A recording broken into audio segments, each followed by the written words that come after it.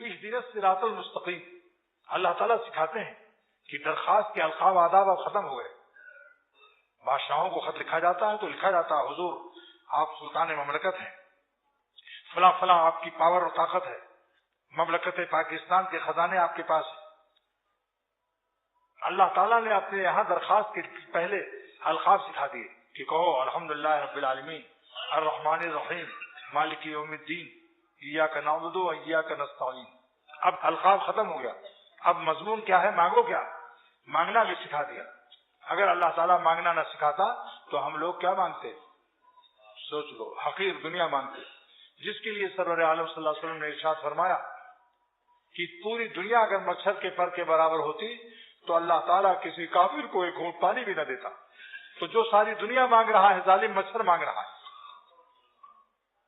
لہذا مانگنے کی چیز کیا ہے؟ صراط مستقیم. شاہ عبد الغنی رحمۃ اللہ علیہ فرماتے تھے سیدھے راستہ صراط مستقیم کا ایک سرا زمین پر ہے اور ایک سرا جنت میں ہے. جو اس راستے پر پڑ گیا، ایک صاحب نے مجھ سے پوچھا کہ جنت جانے کا کیا طریقہ ہے. میں نے کہا جنت کے قافلے میں شامل ہو جاؤ.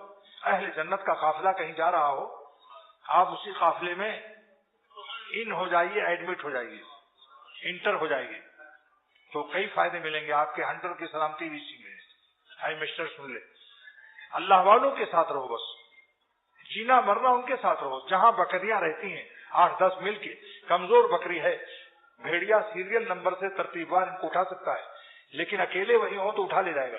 10 بکریاں کمزور کا مجموعہ اگر سے کمزور ہے لیکن اس منطق سے بھیڑیا ناواقف ہے. سوچو بھائی، مولوی لوگ داد تو دو کچھ بھائی، ضعیفوں کا کمزوروں کا مجموعہ کمزور ہوتا ہے یا نہیں؟